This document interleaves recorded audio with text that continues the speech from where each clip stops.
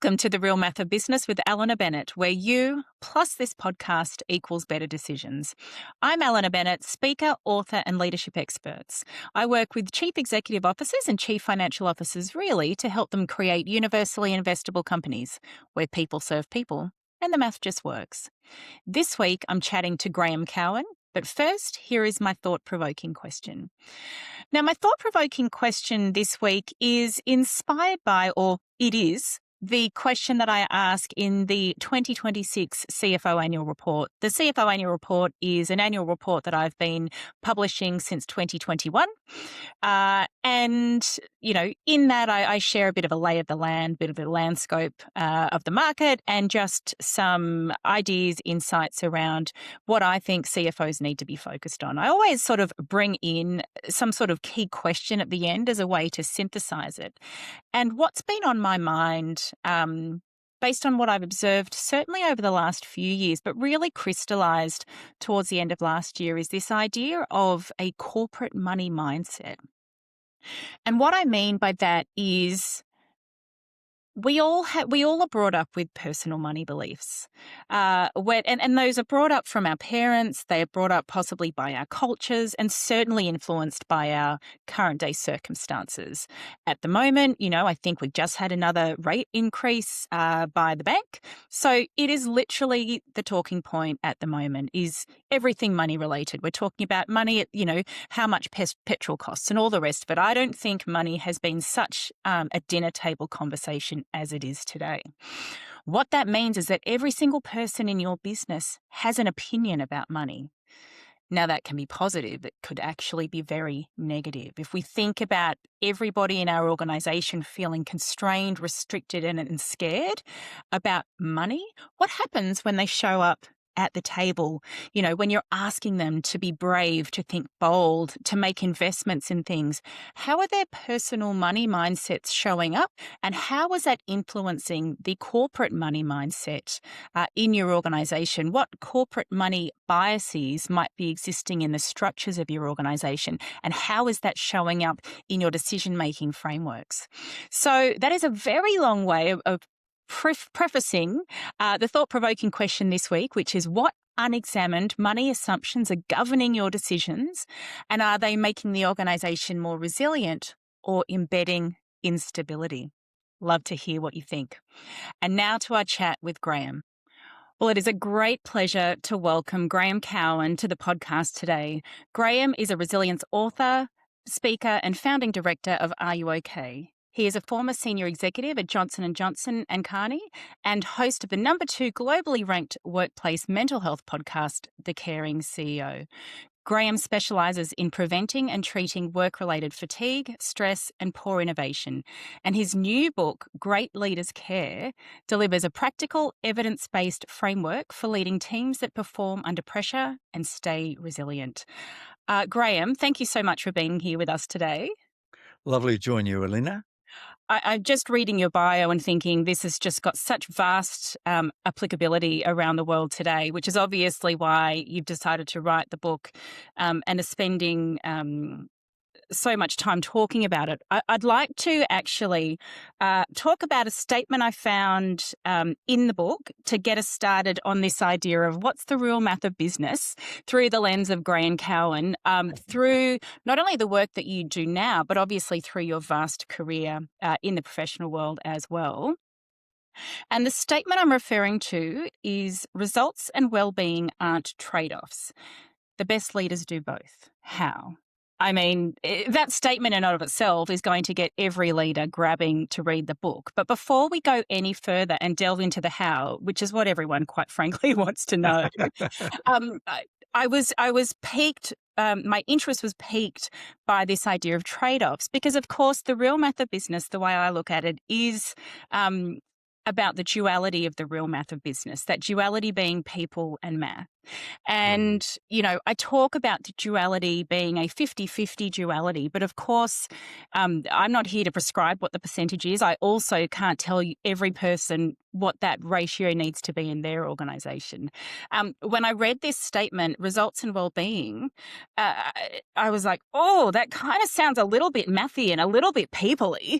I've got to start here. So can you help us out by first, through your lens, Graeme, define when you talk about results and well-being, what do you mean by results and what do you mean by well-being, as a way for us to frame up this conversation?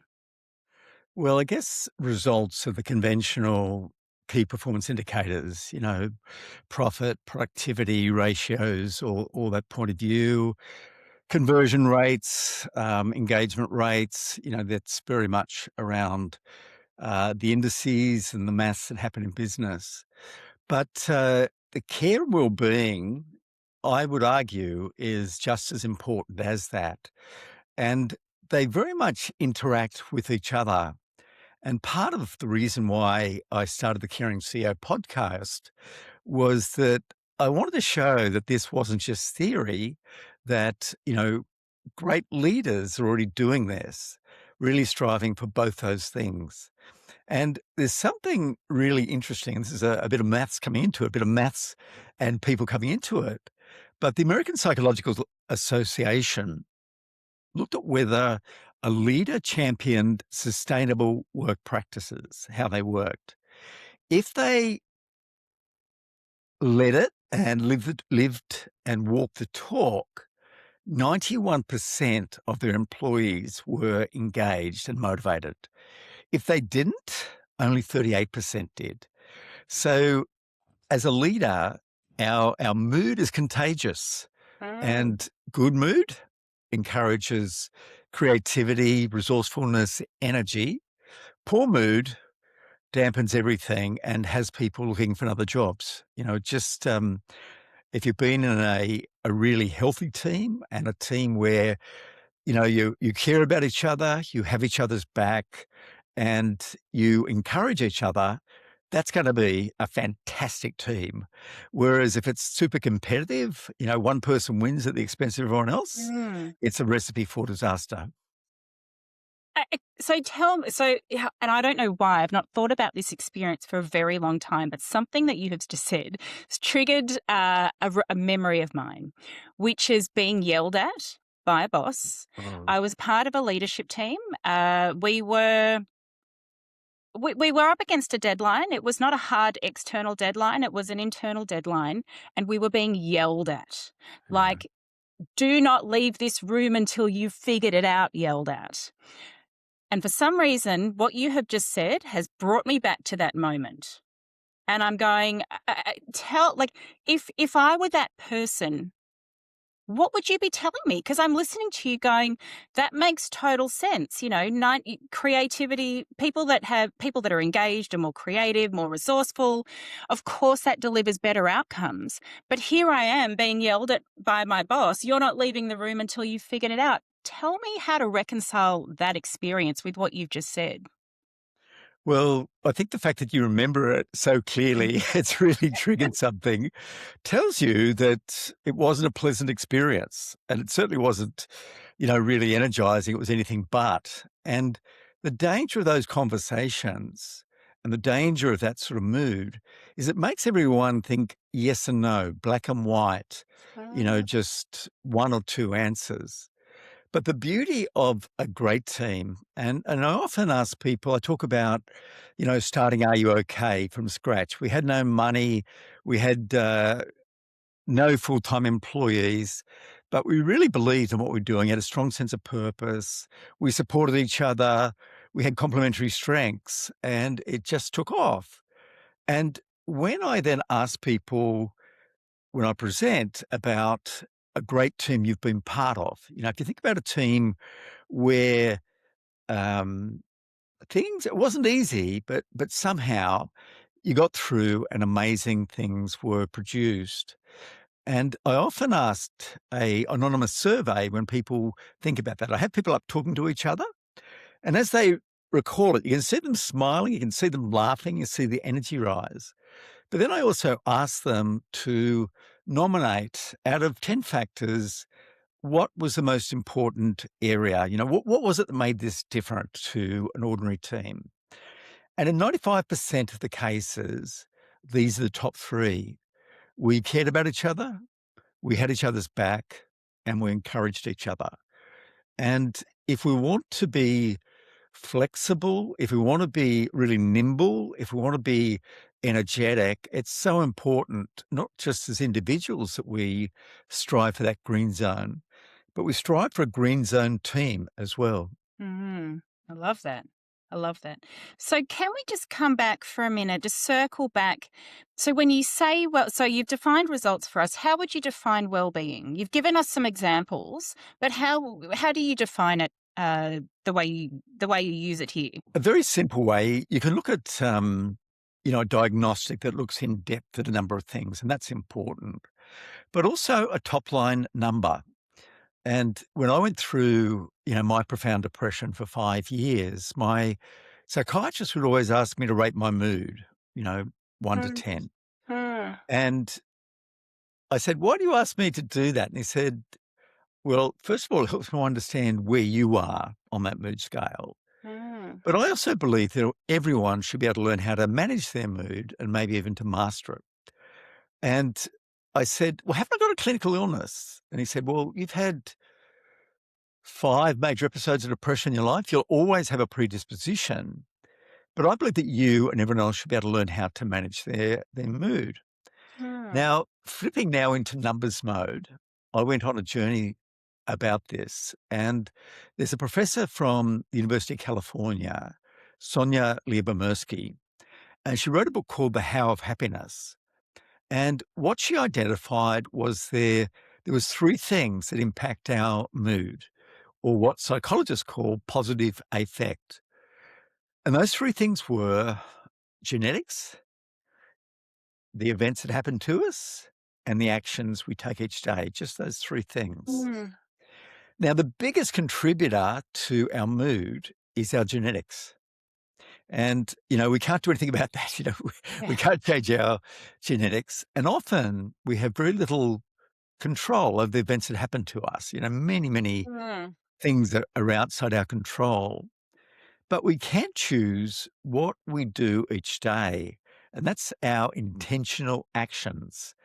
And they contribute 40%. So I talk about 3 areas of well-being. There's vitality, which is our physical well-being. That's move well, rest well, eat well. Intimacy, which is our emotional well-being, which is the highest predictor of anything of our well-being and long, happy life. mhm. And then the third element is prosperity. And this is our career or contribution well-being, feeling a sense of purpose Mm. at work, knowing we're making a difference. So I have, basically what I call a self-care scorecard. And for each of those 3 categories, there's 5 questions there. And then there's a weekly planner, which I really recommend people look at on a Sunday and work out what they're going to do each week to put in each of those 3 main categories. Because if we decide when and where we're going to do it, it increases the chance of it happening by 300%. So Wow. putting it into a diary and thinking about where we actually going to do this increases the chance threefold that we actually do it. That's amazing, and I love a planner, so you can guarantee that I will be getting myself one, Graham.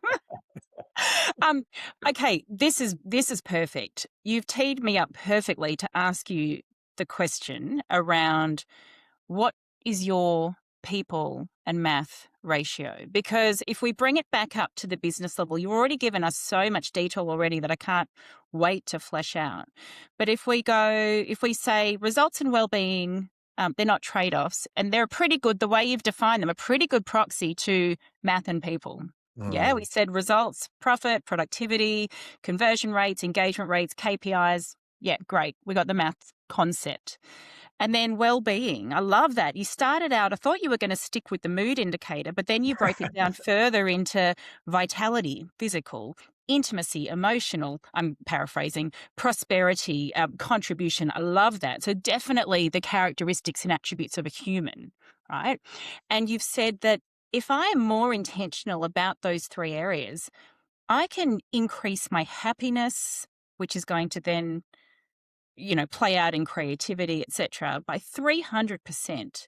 The question I have to ask with all of that insight and beautiful amount of math, thank you so much, is how does that translate into your real math of business? Well, I'm not terribly original with this. There's a famous management thinker, Peter Drucker, and his famous saying was that culture eats strategy for lunch. And I very much believe that. You could be having poor experiences, poor outcomes, but if as a group you're pulling together, you're encouraging each other, you'll Mm. work it out, you'll get around it. Um, and having that culture of support, having that culture of really encouraging each person, recognizing progress, that's where we get really great things happen.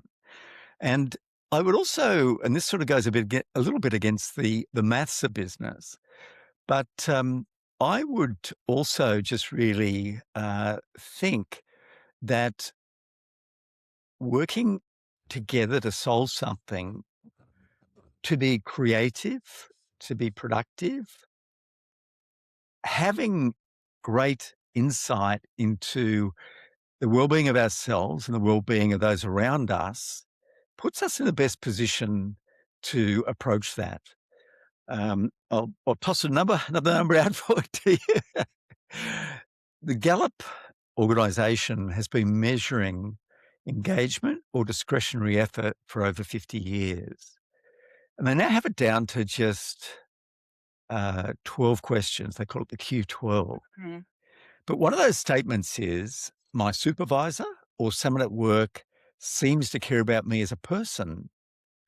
Now, the more people that strongly agree with that, and it's been asked about 1.5 million times in 100 plus countries, the more people that strongly agree with that statement, the higher the productivity, higher the profit, higher the customer service levels, and the longer people stay in the organization.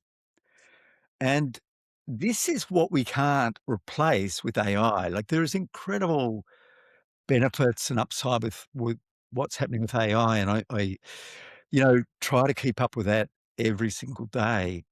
But AI can't create a compelling future. AI can't spot if there's a team member who's struggling at the moment. AI can't identify if there's someone who's ready for broader responsibilities. These are what used to be called soft skills, but I call them hard skills now and strong skills, because this Mm. is what will differentiate between really high performance and average performance. I love that you said you've rebranded soft skills because that's a real pet peeve of mine as well. But before we go down that, I want to just put you on the hook a little bit. What's your Good. ratio, math and people? I think I can sense where it's going, but I want to hear it from your mouth. 75% people and culture, 25% math. Lovely. So that is the perfect segue to the 75% portion and talking about um, soft skills actually being hard skills and strong skills. Because it was another statement I got from your book. Why care isn't soft, because I think that putting care in the book title, very provocative, by the way. I love that play. Thank you. Why care isn't soft, it's a leadership advantage. And then it went on to, in a sentence, and I was like, this is a flow chart. When people feel cared for, performance lifts. Imagine the typical, I literally did it as a flow chart. Turnover falls, teams become magnets for top talent. Like that is hard stuff. I looked at all of them and went, well, performance lifts. Well, you can definitely measure that. That is a hard, tangible outcome. Turnover falls. I mean, companies are constantly measuring the cost of turnover. And and then the flip to that is obviously being magnets to the right people. Mm. So I definitely agree, with your rebranding or the relanguaging of soft skills being strong skills. I'm curious because, I did kind of nerd out a little bit on that flow chart. Um, could you give us an example of that in action and talk about, these, how these strong skills came to life and maybe the hard business outcomes that came as a result? I'll give a example from early on in my career. I did a marketing degree, and my first job was with Johnson Johnson. I worked in the medical side of their business, and it was a great, first job. And there was lots of good things happened there, but it was also quite restrictive in terms of who did what, who had autonomy, who made things happen. And after a period of time, I changed jobs and I went to a division of Pfizer. And there was the CEO there was a guy called Jack O'Mahony. And the whole time I was at J&J, I hadn't been on a plane, hadn't done really anything. I'd been a sales rep, been out to hospitals, that sort of thing. But I think in my second week, Jack said, I'd like you to go down to Tasmania and run our Theatre Sisters conference down there. And it sort of blew me away that he would even suggest that because I hadn't done it before. But he seemed to have confidence in me. And so he gave me the job. I asked a few people and basically put on a pretty good show down there. We did well. But that was a great example of leadership that treated me one level above what I was Hmm. and gave me the autonomy to work it out and the freedom to make that happen. And when you have good bosses, I think that is what they often do. I think they first of all think about, what are your top strengths? What are you best suited for out of marketing, operations, admin, whatever. Hmm. And playing to strengths is a really important element. But giving people a sense of purpose also does that. Yeah. But yeah, giving something a little bit outside your comfort zone is when the real rubber hits the road. And I guess that is a real indication of care, isn't it? Because Oh, it's about saying, I care enough about you that I know what you're capable of and I know what you're really capable of. And mm, so I'm going to proactively give you that opportunity. And I presume there's also an implicit, and I will keep you safe in case you stuff up. mm, mm. Um, I'm curious because you've used a lot of words like happiness and care. Do you ever come across people that go, care? Why are we talking about care in the workplace? Like, you don't need to care about me. You just need to tell me what to do. Well, I think doing an exercise like what I talked about before, when I ask people to reflect on, a great team you've been part of, Mm. and I ask people to think about when you think about that team, picture the faces of the people in that team, and what do you feel? What do you know is true? And as I said, we cared about each Mm. other is always in the top three, higher than compelling strategy, higher than complementary strengths, higher than, than continual improvement, because I think that's the true foundation. Mm. That helps us to feel that we belong. And as humans, we have a deep need to feel that we belong, that, we're part of something. That's how we survived for millennia with, when we were tribes on the savannah and all that sort of Yeah. thing. So, yeah, feeling part of something um, increases the commitment to it. And I'll take you through another journey down the math side of things. And this was really exciting for me. I came across an article in the New York Times, I think it was 2016, and it said what Google learnt on its quest to find or to build the perfect team.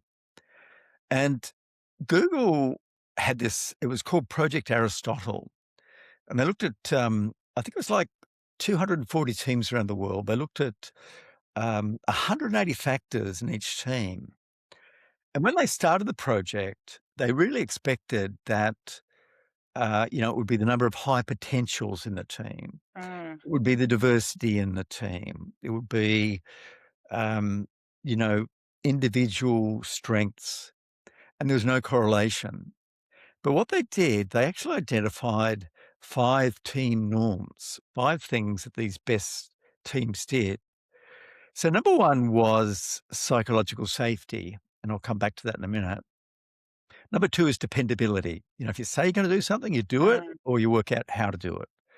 Number 3 is clarity. There's a clear understanding of milestones and goals and objectives.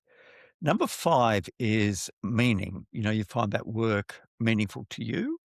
And finally, it's about purpose, how our team contributes to the wider purpose of the organization. But psychological safety was found to be by far the most important because you can't have robust discussions about dependability or clarity if people aren't allowed or don't feel safe to tell the truth and what's actually happening. So, in psychologically safe teams, we can be our authentic selves. We can feel comfortable making suggestions or ideas towards what could be a problem there. And likewise, we can also challenge ideas that we don't think will work or have limitations and need a little bit more nuance before we settle on it. And that quality and, the real global thought leader in this is Amy Edmondson. And Mm. I've, been fortunate to work with Amy on a number of occasions, had her on the podcast. As you may have seen, she wrote a couple of lovely testimonials in the book, which I was very grateful for. But she has shown that this is what makes the difference. And it's quite interesting how she discovered this. When she started off as an engineer, then, became an organizational psychologist. And she started off by doing a lot of work in hospitals. And she had this independent, quite well validated survey which showed the strength of a team. And then she also looked at the number of errors or problems his team had. And it showed that the best teams had more errors. And she just said, this can't be right. Something's Mm. wrong. But overnight, she sort of had a realization, and that was, what if the bad teams have just as many or maybe more errors, but they hide them? And that turned out to be the situation. Yeah, wow. The best teams admit quickly, learn from it, encourage each other, move forward. The bad teams hide it, so it will happen again. Hmm. Wow. Wow. Come back. I'm trying to listen to all of this information and go, right. So I'm a team, 75%, 75% people, 25% is maths. I need to hit my numbers. I have a mandate to hit the numbers within a certain deadline. What I'm hearing from you is that I need to make sure that my team is operating in a psychologically safe environment. Yep. That's one of the big mandates from a team perspective. But then also the individuals need to have a good sense of vitality, intimacy, prosperity. So there's this laddering or link between each of the individuals that is showing up and how I am leading the team. Mhm. And that laddering up is what's going to ultimately contribute to the results/business outcomes. Have I got that right? Yeah, absolutely. Very much so. And I talk about a great leader's care mindset, and that's Mm, about self care. mm, Adopting the mantra that self care isn't selfish, and it's also performance oriented. People that are in the green zone are 31% more productive, sell 37% more, and are 200% more creative. This is must have in today's work environment. The second element is crew care. And this is about building that care and sense of belonging that, people really yearn for. Leading with psychological safety, which is, encouraging people to contribute, take moderate risks. If it doesn't work, we'll learn quickly and correct it. And also growing together, encouraging each other to try something new to better serve a customer or a workmate or another department. Have that sort of Mm. experimental orientation. And this again builds off the whole psychological safety side of things. And then the third aspect of a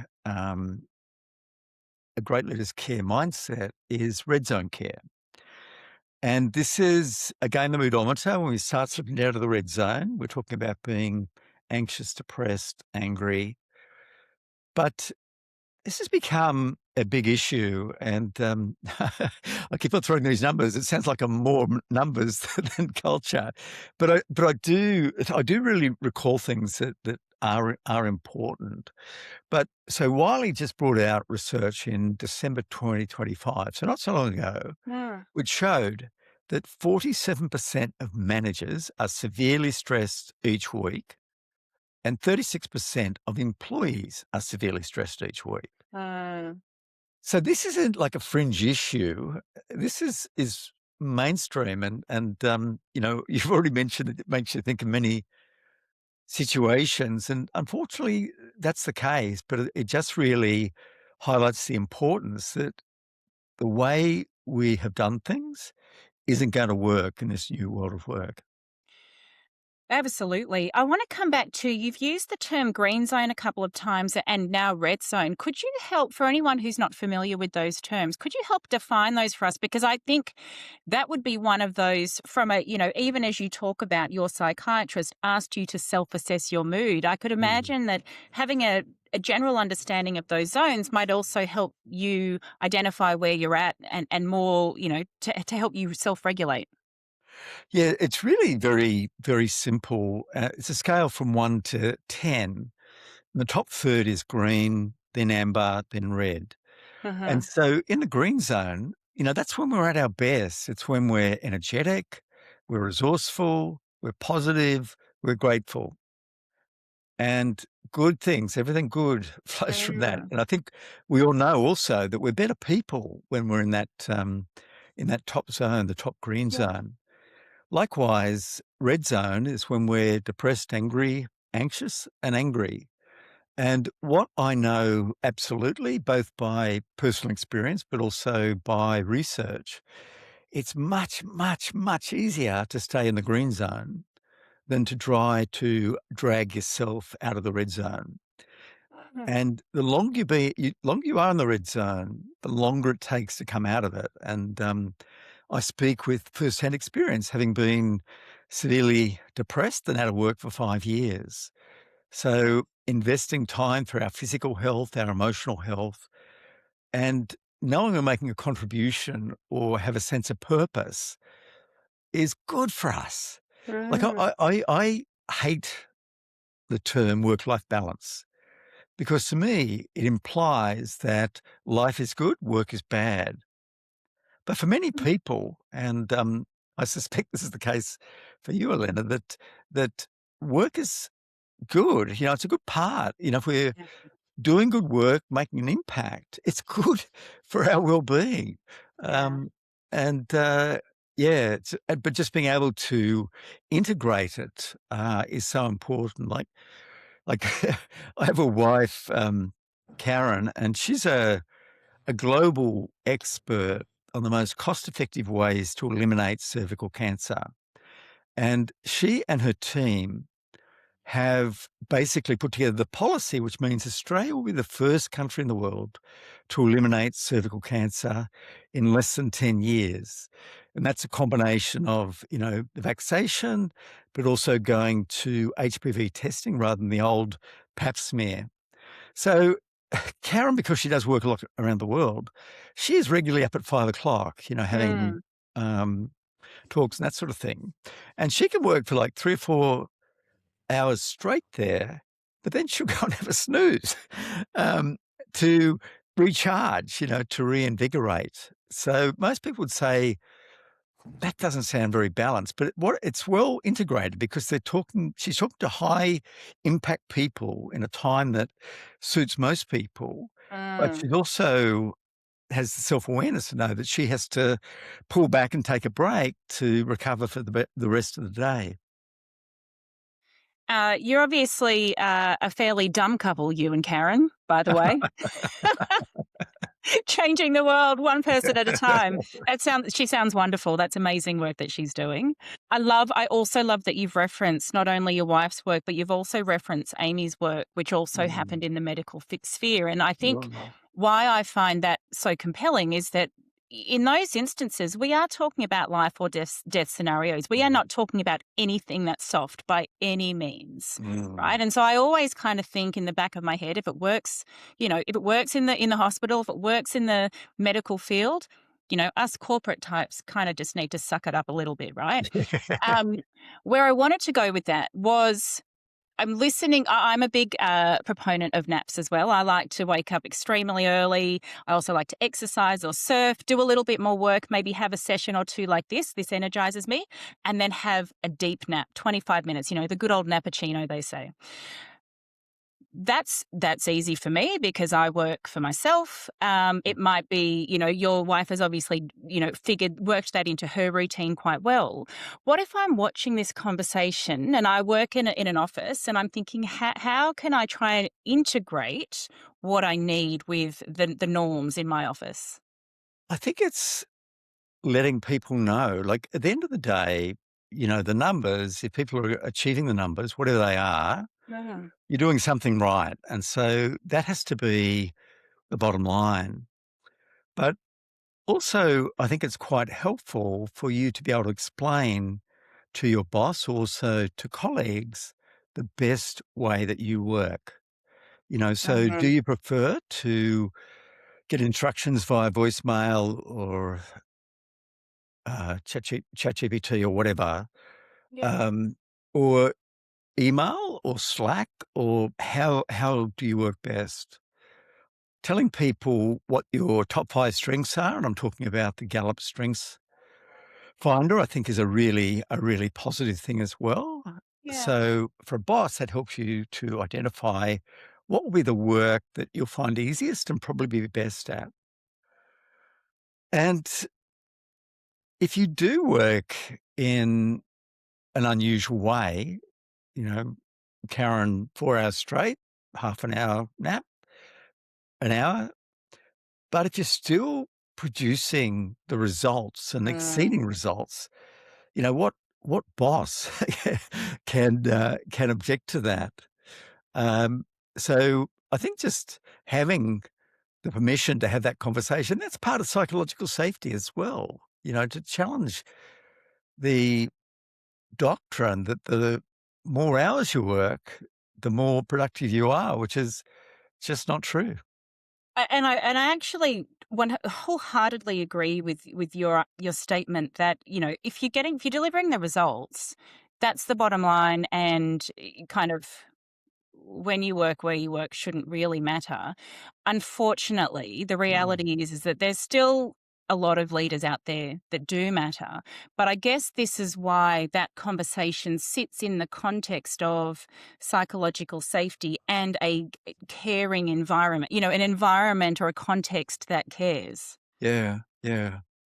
In a in Yeah. a, um, in a previous book, I interviewed, Bob Borstein, and he was the director of public affairs for Google in Washington. So very high-powered role. He previously worked in 4 presidential campaigns. He'd been a speechwriter for the Clintons, amazing, talented man.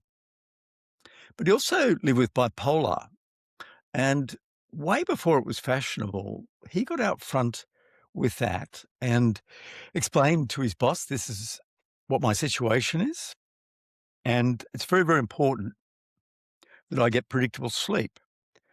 So he was able to organize for a collapsible bed to be in his office if you need to get, an hour nap here, an hour nap there. He also, when he flew internationally, he wouldn't fly any more than 8 hours at a time because he needed to get his circadian rhythms back on track. Mm. He did that a long time ago, and I think now there's much more awareness about some of these conditions and how it impacts us. I think we do need to just be more honest about it and accept reality. It's the the old psychological safety. Do we hide mistakes? Do we hide Mm. what's important to our essence, or do we share it and explain what this means is? Eh, I'm just listening to everything that you're saying, all of this gold you're sharing, and there's so much in that. The question that's going through my head, Graham, is this a top-down approach or a bottoms-up approach? How's the best way? Like, if I'm listening to this conversation for the first time and I'm thinking, I am, picking up everything Graham is putting down. How do I start? Well, in an organization, it's definitely bottom down. Sorry, top down, top Top down. down. It's definitely top down. And that's why, I interviewed these CEOs who are actually doing it now. So, I interviewed, the former CEO of Microsoft, of Bunnings, of ANZ, of the Starlight Foundation, of Are You OK? Um, of Women's Resilience Centre. And they do lead by example. They do Mm. realize that, keeping themselves in a good place is really, really important. Having said that, that doesn't mean if you don't have that at the top, that you can't create a team which can make great progress in that area.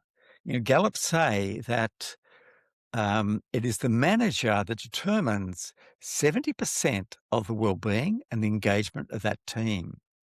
So you could have bad policies, you could have bad senior leadership, but you could have a great team that, is supportive, is productive, learns quickly, and has a good time. Mm. So I don't want to ever say that or be defeatist, but for a culture, a company-wide or organizational-wide culture, it starts at the top to make a Mm. significant difference. Yeah, absolutely. And what have you when you've seen organizations go on that journey, how long I don't know if how long is a useful. What are the sorts of changes you tend to see as they start to incorporate and embed this culture and way of thinking? Yeah, probably the best example I heard of that, and it was a very, very large organization like Microsoft Global. And Mm. I was interviewing the CEO of Australia. And I also interviewed another person who'd been in a senior role with Microsoft in Singapore. And Microsoft, started off incredibly successful, grew. But then it got this reputation of being all about them, not really into win-win outcomes. We win, we're the greatest, blah, blah, blah. Mm. And the results after, Bill Gates retired, and I think it was can't remember his name, but Steve Ballmer. Um, Over time, he was a real rah-rah person. If you look uh, on YouTube, you can see him running around the stage going like this and revving everyone up. But it didn't work for the team. It was very competitive against other companies. Mm. But Satya Nadella came in, and what was interesting about his background, he was an engineer, so he had street cred. He also ran the most successful division in Microsoft, which was the cloud computing at the time. But he started and I think pretty sure this is on YouTube as well, his first presentation to employees. And he talked about, in a very vulnerable way, he talked about two of his children or three of his children that had learning difficulties and how he was able to use the technology of Microsoft and other providers to help his children learn, whereas they couldn't do it previously just looking at a book or what have you. And he then said that, I want you to think about the problems that are really personal to you that you would like to solve. Mm. How can you use Microsoft to solve those problems? So that was the challenge that he threw out. But in a very, very short time, and he wrote a book called Hit Refresh, very short time, things has changed substantially. So when I spoke with, the MD of Australia and this director from Singapore, they said the culture changed in 6 months, like Wow. substantially in 6 Wow. months. So, if you do have the right leader there that sows a vision that inspires people, it can happen very quickly. Well, you've come full circle. One of the things that caught my attention at the very beginning of our conversation was when you were talking about well-being, and you said a big part of well-being is when leaders walk the talk. And you said when leaders walk the talk, 91% of their staff are engaged. You then said when they don't walk the talk, you said a lot of things, but the thing that really piqued my interest, it makes people think black and white. And Mm, all I could, I went straight to, oh my goodness, that binary thinking is mm. extremely detrimental to results. You know, Absolutely. words like creativity and resourcefulness and all of those things are nice. They're nice words, and Yeah. and the cynic and the realist will say, "Oh, but Helena, what do those really mean?" Well, I tell you what, black and white thinking, binary thinking, that is as hard as they get. And we know that in today's environment, in tomorrow's environment, binary thinking is not helpful. It's all in the nuance. And so, hearing you talk about, the hit refresh approach and the 6 months to turn a ship as big as Microsoft, that's incredible. It is. And I really like that point you raised about, the black and white thinking, the binary thinking, because, it all happens with how suggestions are handled. So if someone says, well, why don't we try this? And a boss might say, we've already tried that. Just rule it out of hand. We don't have the budget. We haven't got time. And that sort of ends the possibility of Mm. anyone ever making another suggestion again. If they say instead, well, we don't have much money, but why don't we try a small pilot? It didn't work last time, but let's look at why it didn't work. And what's your suggestion? What would make a difference if we tried this? So that's what a green zone leader or a green zone team member, it doesn't have to be Yeah. just the leader or manager of the team. Yeah. Team members can play that role as well. Yeah, wow. So many practical examples that you've given us. I want to come back to, so one of the things that's really intrigued me about our conversation, Graham. So you gave us your ratio at the beginning of, or, earlier on in our conversation, 25, 75. But you have quoted to us so many numbers. Mhm. And you have talked about scorecards and, simple diagnostics, 1 to 5. And I can't help but wonder, is that ratio a little different? Because what you seem to be doing extremely well, at least in our conversation, is you are measuring the intangible, shall I say. It's a great point. And, I think earlier on when I was on this mission, it was all about passion and convincing people. And, I know you have a strong CFO membership, that's all a CFO will listen to is just, numbers, making money, saving expenses, et cetera, et cetera. So, I had that along the way, but I just, I just knew intuitively that it was right. And if you can find evidence to back that up, that helps to neutralize someone who might just dismiss it out of hand. Mm. Um, Having people really stressed is very expensive. The New South Wales government just released last year the average stress claim in New South Wales costs $288,000. I know more money, but it's a lot of money, isn't it? It's a lot of It's money. your money. And that's one person. That's one leave. And what is even much more frightening is that there is a lot more lost productivity to presenteeism, Yeah. when Yeah. people are at work but not fully productive, Yeah. versus absenteeism. So, it is, and I love the theme of, your podcast because having said it was 75% people, I have shared lots of numbers and lots of data, and I was always, good at maths, I guess, and um, do relate. And let's face it, both things are needed. I think what's even more needed, just on the numbers and the clarity side, Mm, is we need tighter clarity than ever before. But it's choosing what things we are really clear about and make a difference about. mm. Gallup did this research, which went over 6 years, from the first year of COVID to last year. And they found out that in the first year of COVID, 2020, that people had a clearer idea of expectations on them than they have now.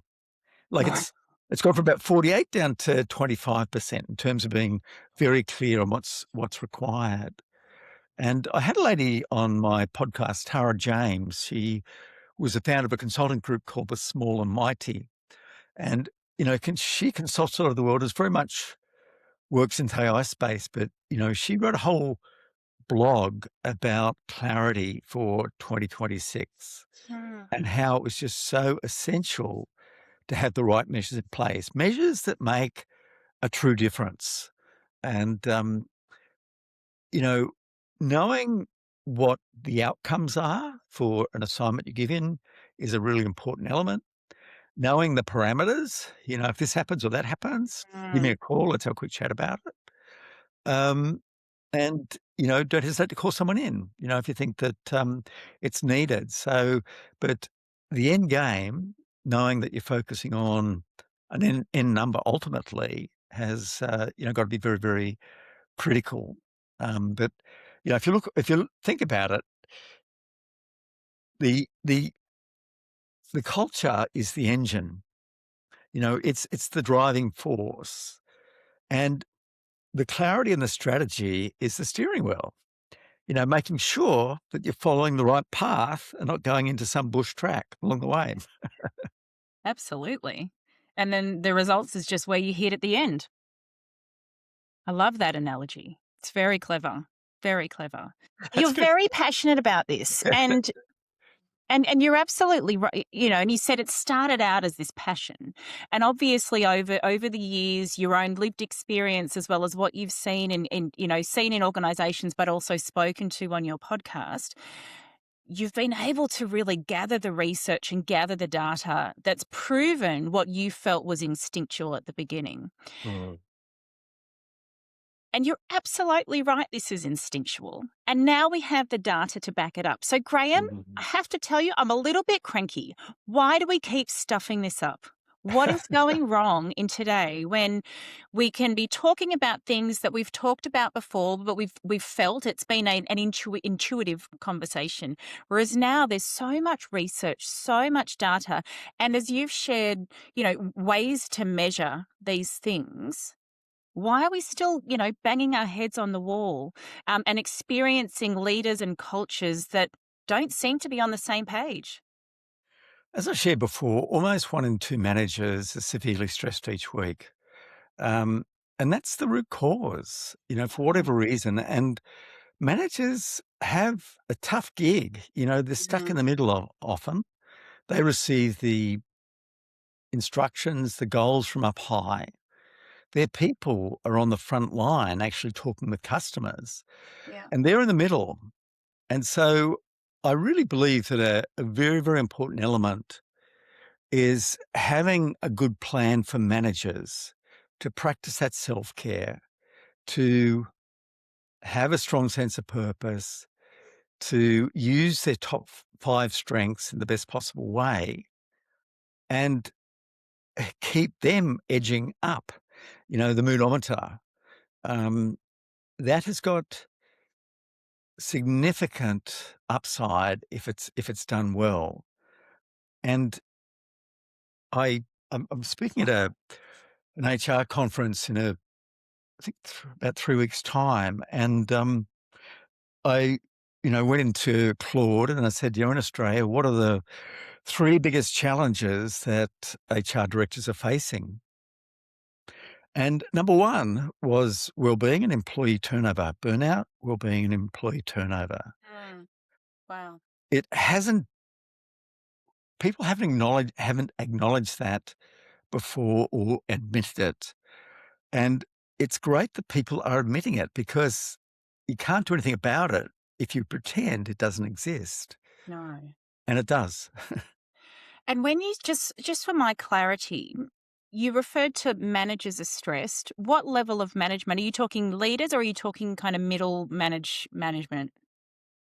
Wiley didn't really, they just used the term manager. So and I think they said a people leader or manager. People It leader. didn't differentiate between, the C-suite or Yeah. mid-management or whatever. It didn't Yeah. differentiate.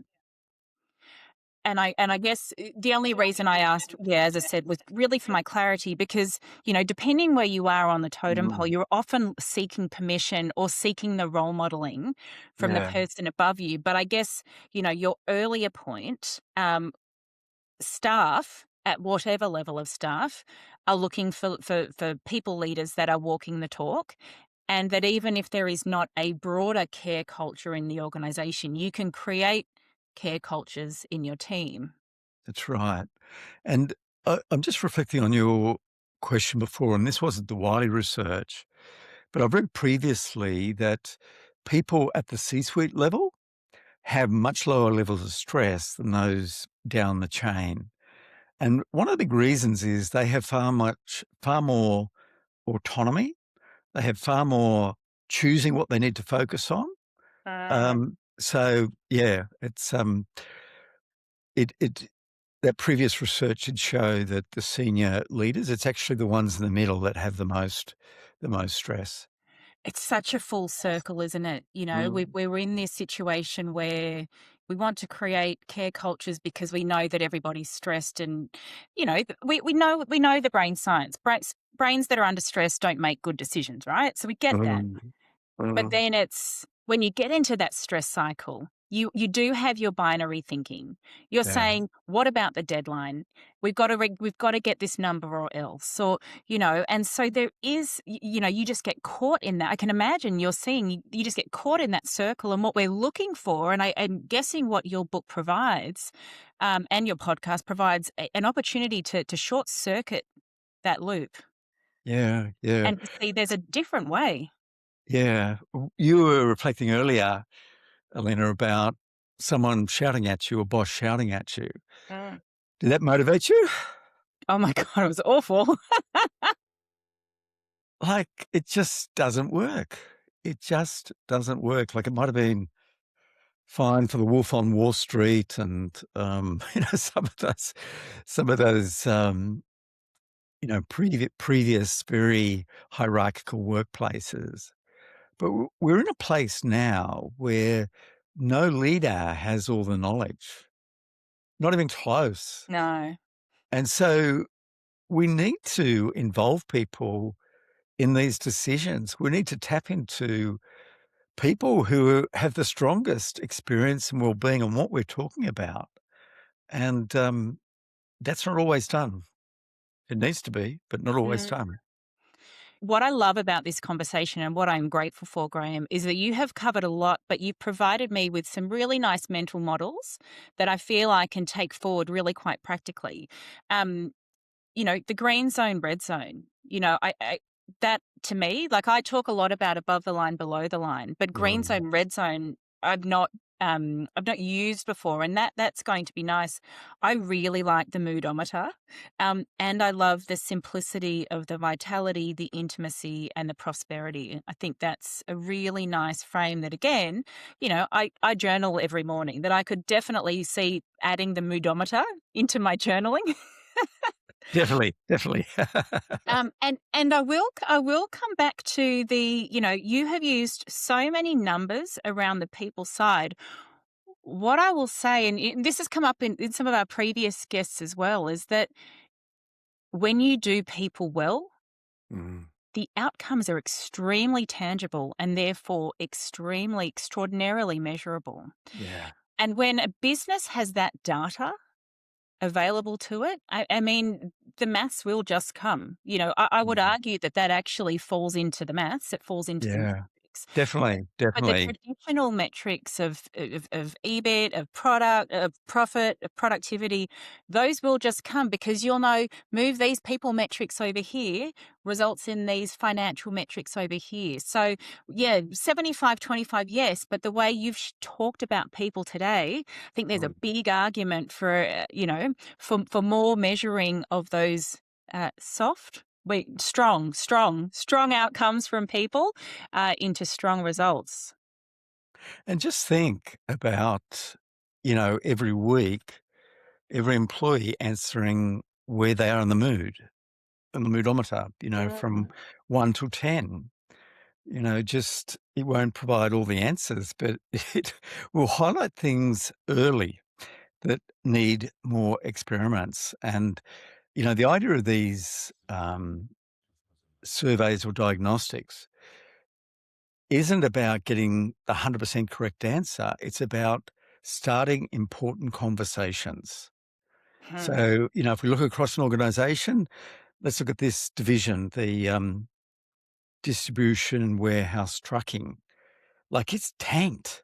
It's gone from Hmm. 7.5 down to 5 in the last 3 weeks. What's happening there? So it's better knowing then than what will happen there is that you'll get a massive turnover in about Absolutely. 2 or 3 months. So Yeah. the earlier you know and do something about it, that's the important part, do something about it, um, the better it is. Graeme, this has been so insightful. If someone is watching this conversation and wants to grab a copy of the book or learn more about what you do, listen to your podcast, what's the best way for them to learn more? I'm very active on LinkedIn, so please reach out and invite me to connect. Love to do that, and it's a great way to answer questions people might have. The book will be available in all good bookstores, the Amazons, the Booktopia, all those places, and it comes out on April the 1st.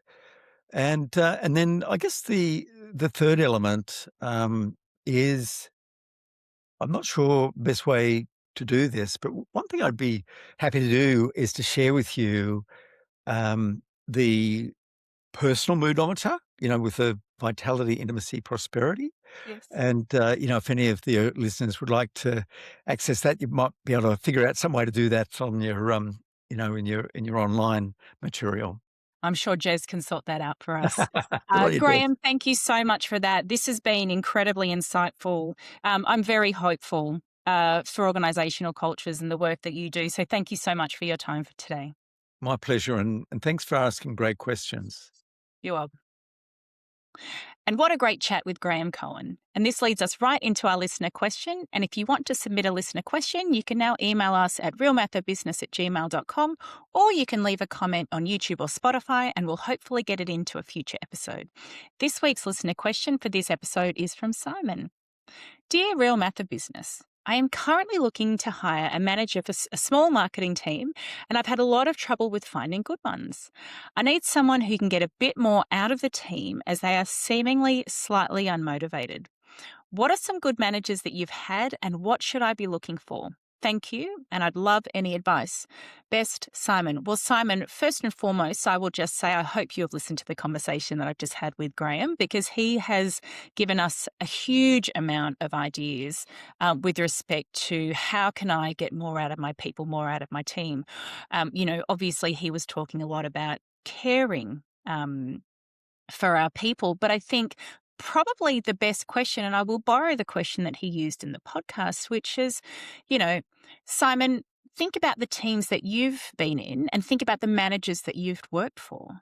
What in your mind constituted a good manager and what constituted a not so great manager. So for me, when I think about good managers that I've worked for, I love managers that gave me autonomy. I had a real culture shock when I came back from the US and back into Australia. In the US, I worked for great managers where they didn't really care where I was, what time I worked, as long as I got the work done. I got back to Australia and there was more of that bum on a seat culture, and I really didn't like that.